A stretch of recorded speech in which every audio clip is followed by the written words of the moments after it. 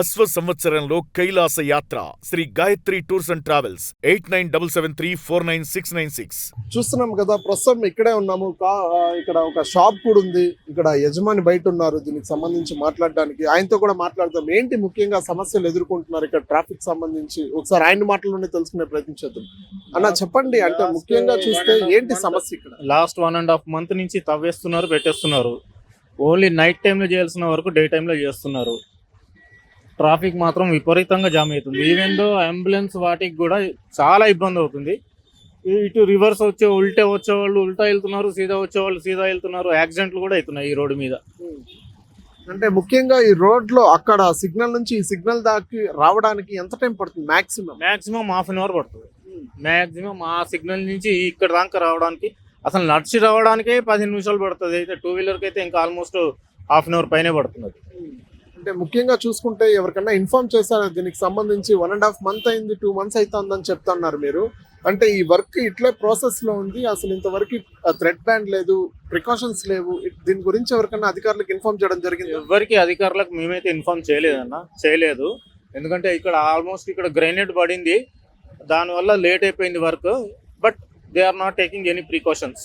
Public మాత్రం precaution లేదు. ఇప్పుడు అక్కడ చూస్తున్నారు మీరు, అది మ్యాన్ హోల్ ఉంది. అక్కడ మ్యాన్ హోల్ కు ఓన్లీ ఒక సైడ్ మాత్రం పెట్టారు. 2-wheeler వాళ్ళు ఏంటంటే 2 కాళ్ళు కింద పెట్టి నడుపుతారు. లెఫ్ట్ లెగ్ పడిందంటే, స్లిప్ అయిందంటే రాయిమించి వాడు వచ్చి దాంట్లో పడిపోతాడు. దాంట్లో ఇంకేం మిగిలేదు ఏముండదు వానికి ఇంకా. అది అంటే ముఖ్యంగా యాక్సిడెంట్ జోన్ అని చెప్పుకోవచ్చు. ముందు ఎప్పుడన్నా యాక్సిడెంట్స్ అయిందా ఇక్కడ? ఇక్కడ చిన్న యాక్సిడెంట్స్ అంటే పడడం జారి పడడం, అలాంటి బండి గుద్దుకోవడం అలాంటివి అవుతుంటాయి. మరి అంత పెద్ద హెవీ యాక్సిడెంట్స్ అయితే ఏం లేవు.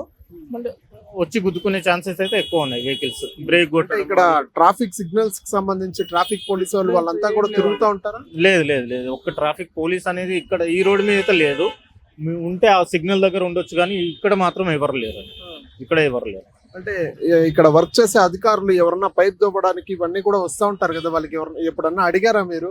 అంటే ఎందుకు ఇంత లేట్ అవుతుంది, ఎందుకు ఇట్లా చేస్తా ఉంటారు? అక్కడ ఇక్కడ మా షాప్ ముంగటే పెద్ద గ్రైనేట్ పడింది. అదే ఆల్మోస్ట్ 1 month పైన పడింది ఆ తవ్వడానికి. ఆ రాళ్ళన్నీ అట్లానే పెట్టేసి వెళ్ళిపోయారు. ఆ రాళ్లే పడ్డాయి అన్ని. వాళ్ళు ఏమంటారు అంటే టైం పడుతుంది అనేసి అంటారు.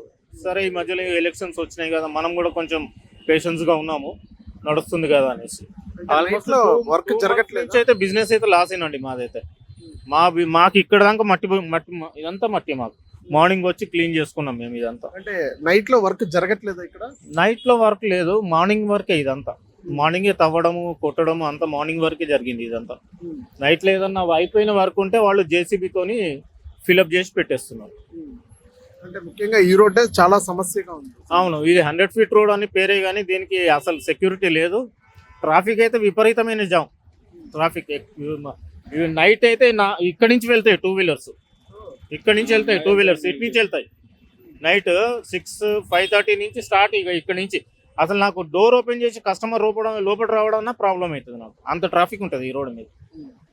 అది రైట్, చూస్తున్నాం కదా, ఇది ప్రస్తుత పరిస్థితి. అయితే అసలు ట్రాఫిక్ జామ్ అయితే విపరీతంగా ఉంటుంది. యాక్సిడెంట్ జోన్ కూడా ఇది. సో యాక్సిడెంట్లు అవుతూ ఉంటాయి, బైకులు స్కిడ్ అవుతూ ఉంటాయి, ఇవన్నీ కూడా చాలా జరుగుతూ ఉంటాయి. ఇక్కడ అంబులెన్స్లు వస్తే స్టక్ అయిపోతుంది, వెనక్కి తిరిగి వెళ్తారు ఇక్కడే ట్రాఫిక్ జామ్ ఎక్కువ ఉందనేసి.